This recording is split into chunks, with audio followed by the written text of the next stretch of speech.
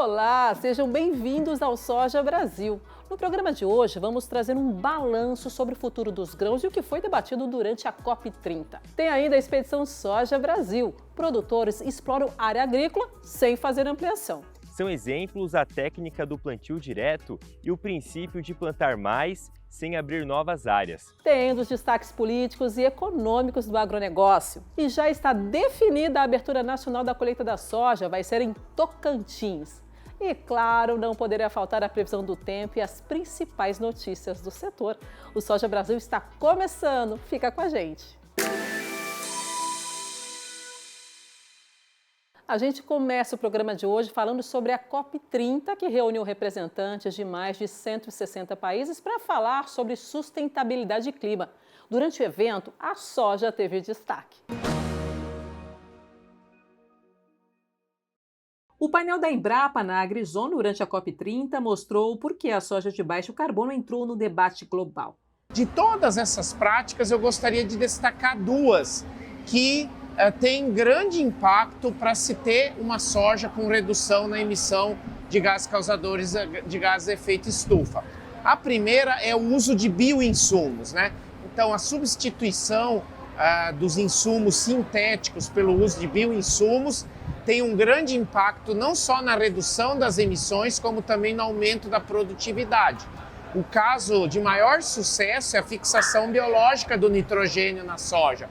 Se não fosse a fixação biológica do nitrogênio, nós teríamos uma emissão 2 toneladas de CO2 equivalente por hectare por ano a mais. E a outra tecnologia é o sistema plantio direto. O protocolo é mensurável, verificável e voluntário com certificação de terceira parte.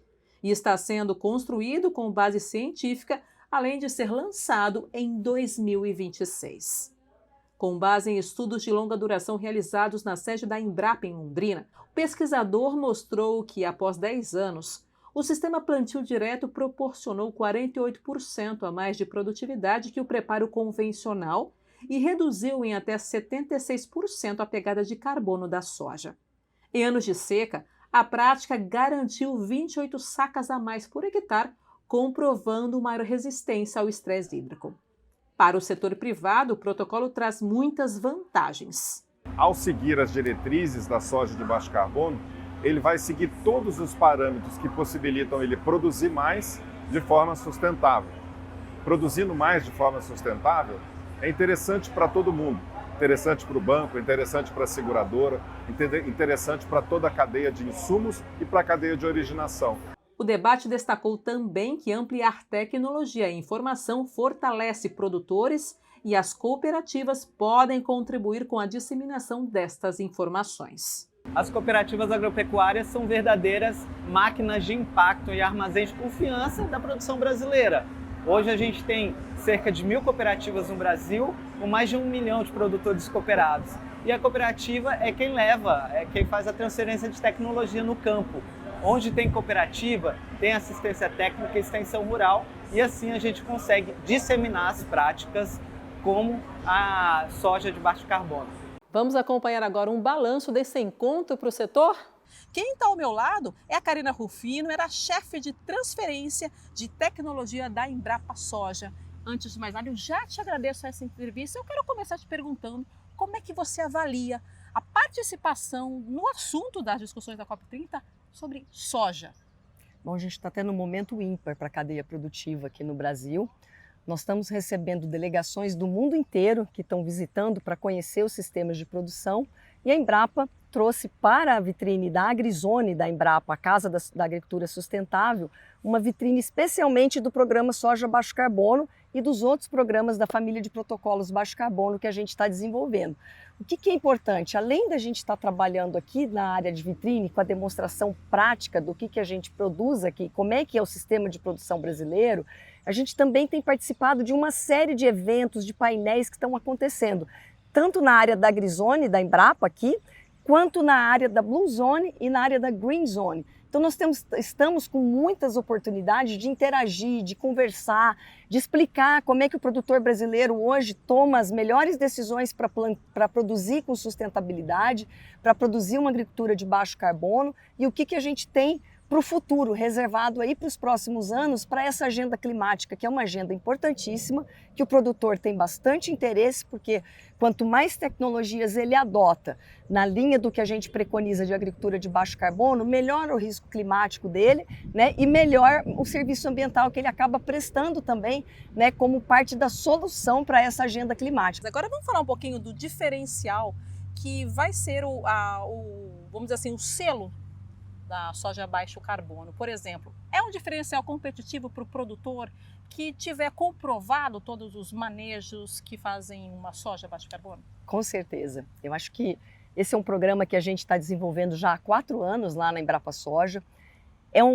O grande desafio hoje, quando você fala de sustentabilidade, mais do que você assumir um discurso e falar, olha, a gente faz plantio direto, a gente não revolve o solo, a gente adota bioinsumos, mas nós estamos vivendo um momento no mundo que é preciso trazer mais transparência, trazer mais indicadores para isso. Então o trabalho da Embrapa é um trabalho complexo, onde a gente tem uma série de empresas nos apoiando a desenvolver um protocolo com base em ciência, para a gente ter um programa de certificação brasileiro. E por que isso é importante, que seja brasileiro? Porque quando a gente olha para as métricas de sustentabilidade, para os desafios, normalmente são desafios de sustentabilidade métricas que vêm de condições de climas muito diferentes da brasileira, muito de clima temperado.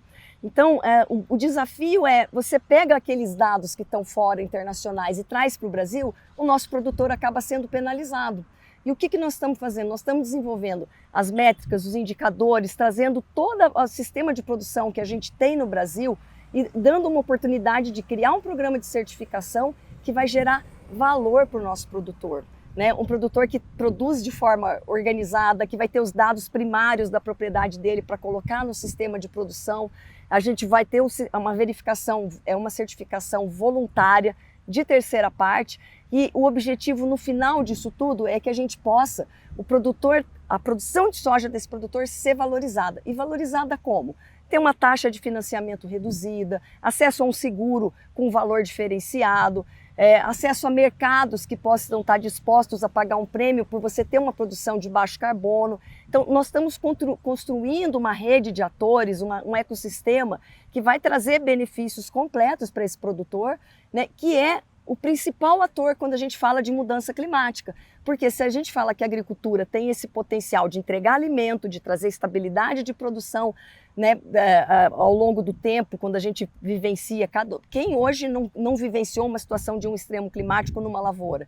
Então, quanto mais o produtor adota essa tecnologia, menor é o risco dele, menor é o risco de toda a cadeia de valor que está inserida a nossa cultura soja. Então, menor risco para a indústria que compra, menor risco na área de biocombustíveis, porque você vai ter sempre uma oferta de um produto que vai, além de estar garantindo o abastecimento, ele tem uma pegada de carbono mais baixa. Então, acho que isso muda um pouco esse mindset, muda um pouco a forma como a gente produz, a gente vai conseguir entregar isso de uma forma agora com números e dados que são reflexos da qualidade da soja que a gente produz e vão gerar valor principalmente para o produtor. Karina, muito obrigada por essa entrevista. Obrigada, é um prazer estar aqui com vocês. A Carta Manifesto dos Produtores de Soja foi elaborada com contribuições do especialista em sustentabilidade e direito internacional Daniel Vargas e propõe uma nova agenda climática baseada em 3 diretrizes: verde como valor, clima como desenvolvimento e soberania como caminho, e foi mostrada dentro do espaço CNA-Senar durante a Cúpula do Clima. A descarbonização é um projeto global. Cada país, no entanto, deve traçar sua própria trajetória. A realidade brasileira empurra para nós um caminho novo, original, baseado em 3 ideias-chave. A primeira, o verde como valor, convertendo o nosso capital natural em ativo econômico.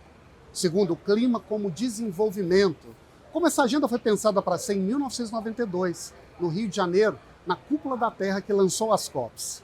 E a terceira, a soberania, como condição de tudo mais o que fizermos nessa agenda. Nós estamos fazendo essa carta manifesto para mostrar o que o Brasil já faz no agro brasileiro, principalmente com a questão da produção de alimento, com a preservação e também a produção de biocombustível.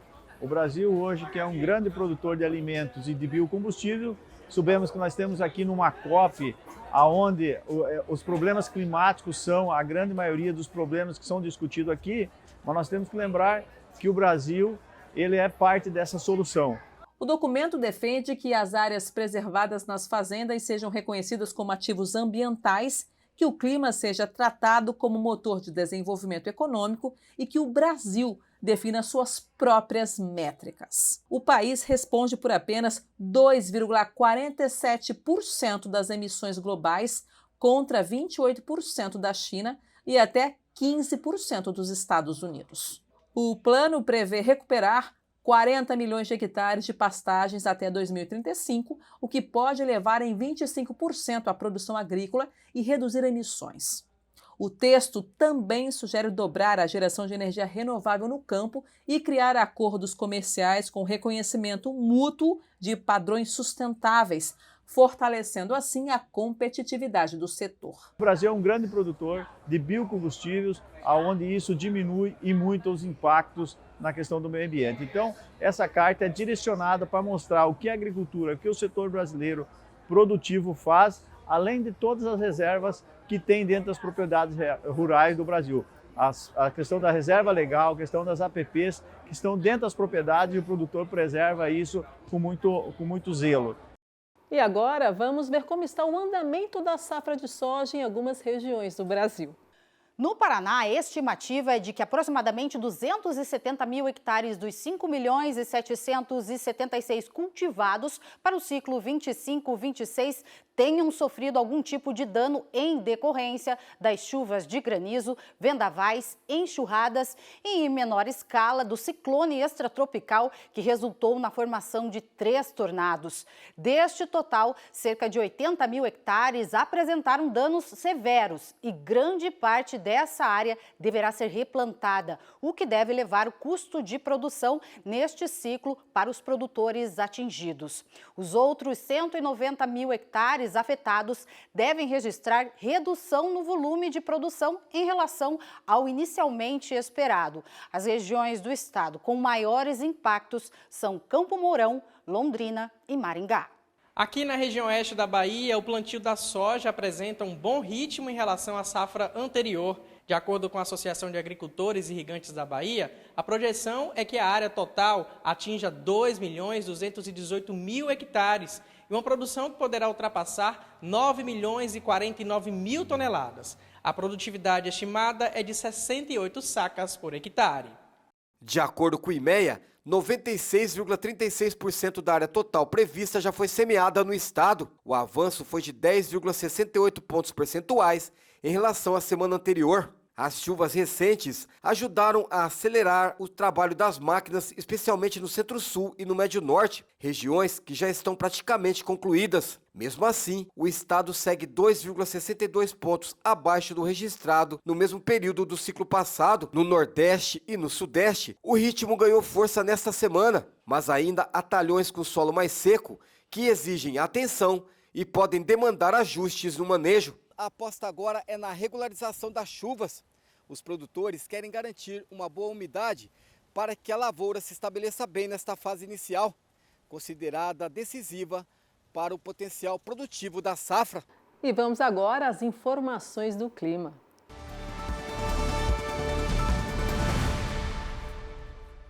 Olá, muito boa tarde a todos que nos acompanham aqui no programa do Soja Brasil. E hoje, vamos fazer uma previsão a longo prazo para os cultivos de soja. Então, o que a gente tem? Umidade do solo. Então, teve uma recuperação no centro-oeste, está avançando chuva para o Matopiba, principalmente para esse final de quinzena, ou seja, essa segunda quinzena de novembro, o que vai reverter o quadro de déficit hídrico em muitas lavouras. Pensando em dezembro, olhando a anomalia de chuva, a gente percebe que as anomalias aí ficam dentro da média no Brasil Central, incluindo o Matopiba, ou seja, é chuva retornando com pelo menos mais de 100, 150 milímetros no período.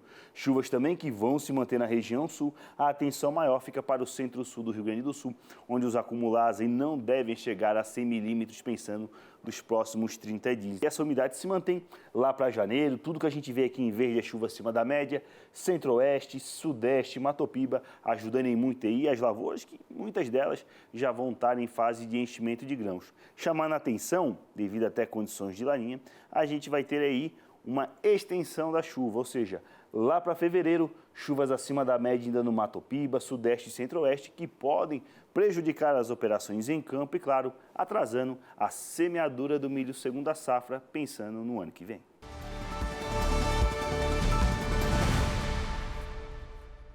No próximo bloco, agricultores produzem sem ampliar a área agrícola e muitos têm resultados positivos na produtividade. E tem ainda as principais notícias do setor.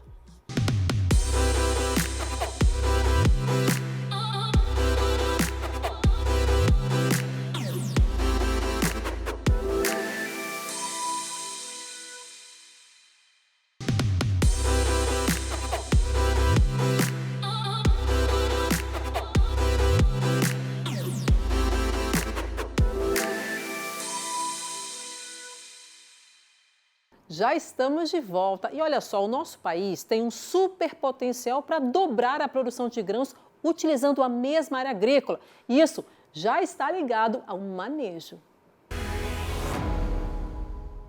O Brasil lidera a produção mundial de soja e para alcançar resultados ainda melhores é possível manter a produção sem ampliar a área plantada.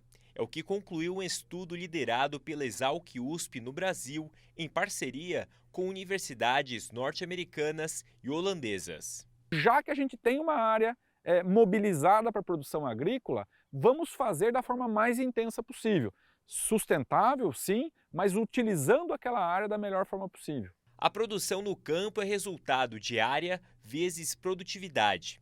Alterando apenas um desses fatores, é possível intensificar o desempenho no campo.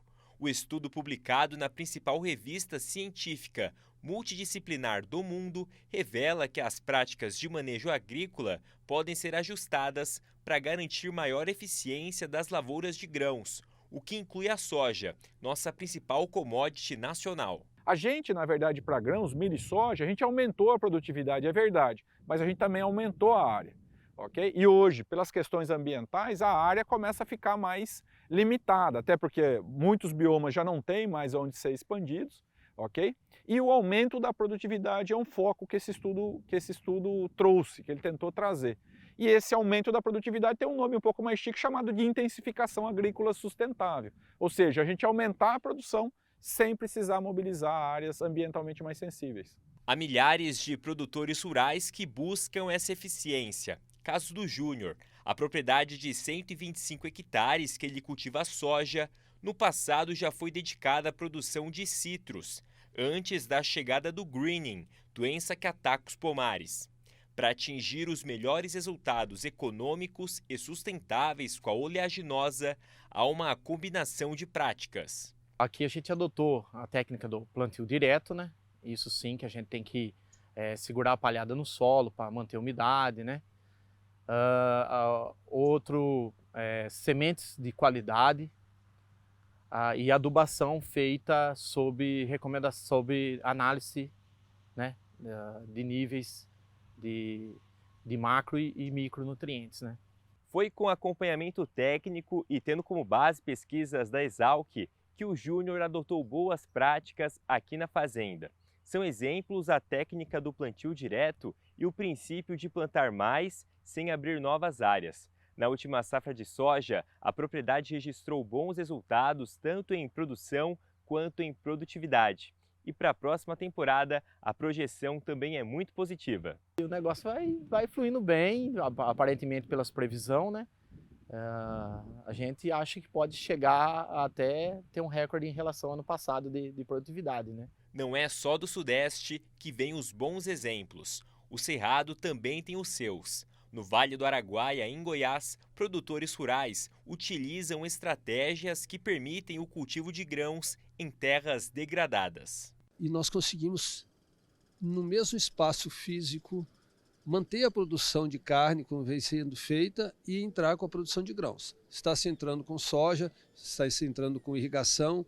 Muitas propriedades fazem o que a gente chama de safrinha do boi, planta soja, joga um capim, põe o boi nessa palhada, ele fica aí 5, 6 meses nessa palhada ganhando peso. Quando chega o momento do plantio seguinte, essa área é manejada e esse gado vai para a terminação em confinamento. Então é um sistema de produção que aumenta a quantidade de incremento de alimentos por área física.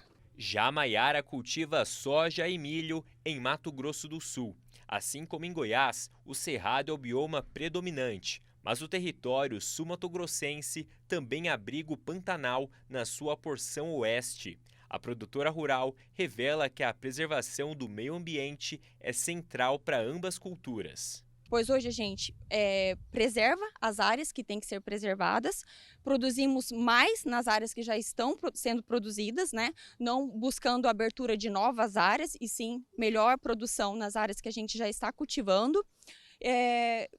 Cuidando, né, da sustentabilidade, da preservação e buscando produzir nas áreas que já estão sendo preservadas sem abrir novas áreas, né, as áreas nativas, e está totalmente interligado, né, a produção com a sustentabilidade. Muito interessante, né? O segredo é produzir mais na mesma área. E agora é hora do Soja em um Minuto.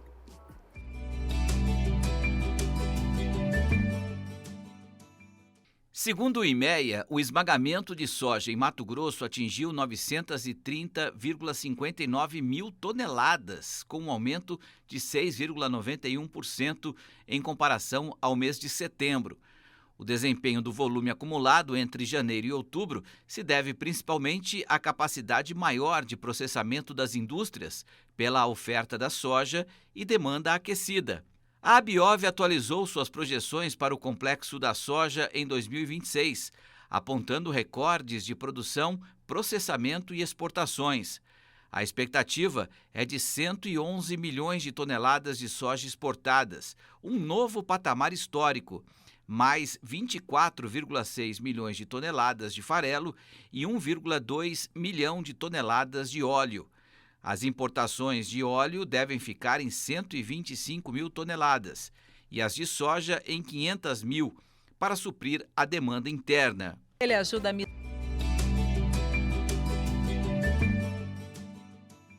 No Conexão ProSoja de hoje, nosso destino é o Maranhão.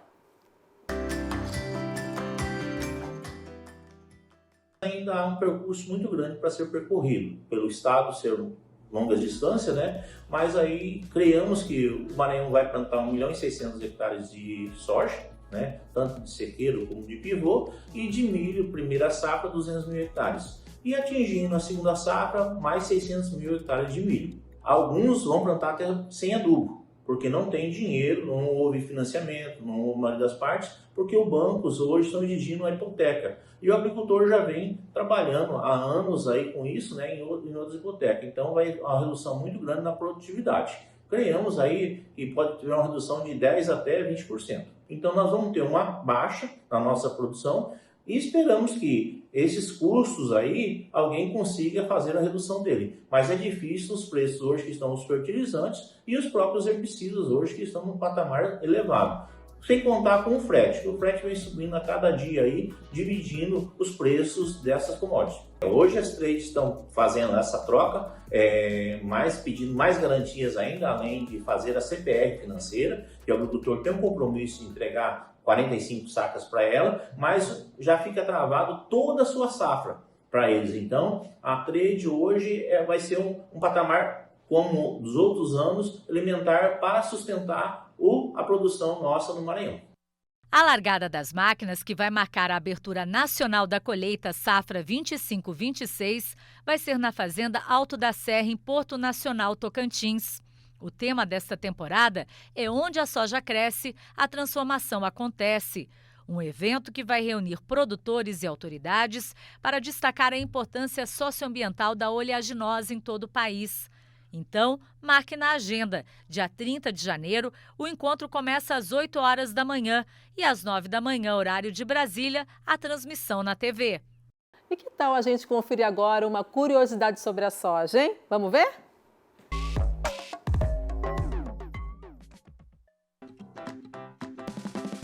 Você sabia que um componente da soja é usado na fabricação de chicletes? Ele ajuda a misturar ingredientes que não se unem facilmente, como óleos e açúcares. Além disso, deixa o chiclete mais macio e elástico. Então, quando for mascar, lembre-se que a soja também entra nessa mastigada perfeita.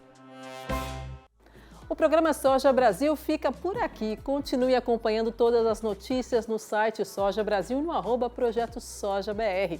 Mande vídeos e sugestões no nosso WhatsApp. Obrigada pela companhia e até o próximo programa. Tchau, tchau.